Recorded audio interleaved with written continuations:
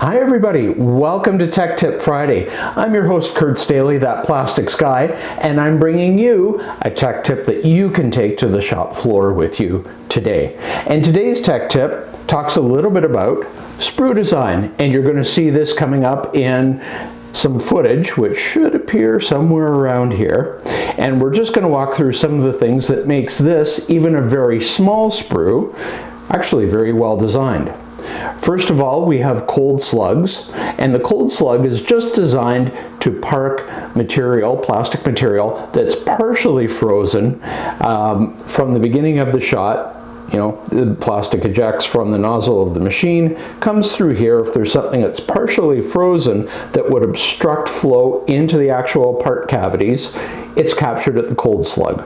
So we have a nice big one here relative to the size of the part, and I know this is a very small one, but the principles still hold. And then again, at opposite ends. Now I believe these would function just as much to eject the part, and this is an 8-cavity tool, to eject the sprue in the parts, but it is also a cold slug.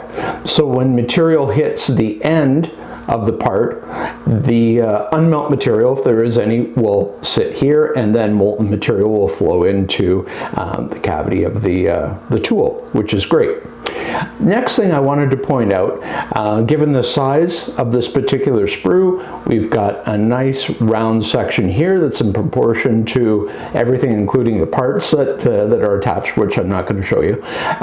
We've got a half round on the main part of the sprue, and half rounds coming from the main sprue right to the land, which are actually, relatively speaking, small for the part, but given the material that's being pushed in this tool, it's the correct size. It's a polyethylene material in this particular tool. If this were, say, a nylon or perhaps a glass-filled polypro, we might consider making the lands a touch more generous than what they are here.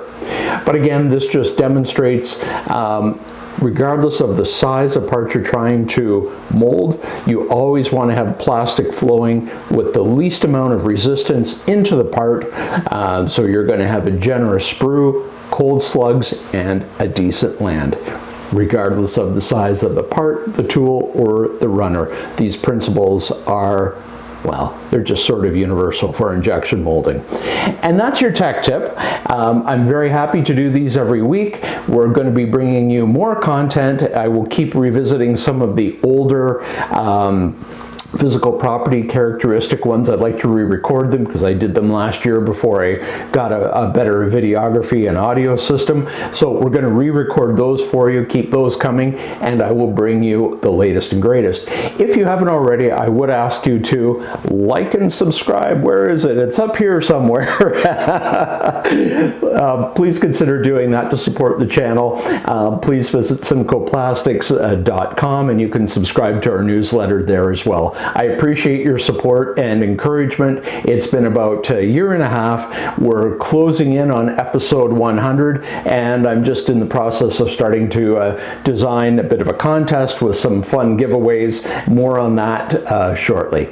So have a great Friday, a great weekend, and we will talk to you again next week. Thanks so much. Bye for now.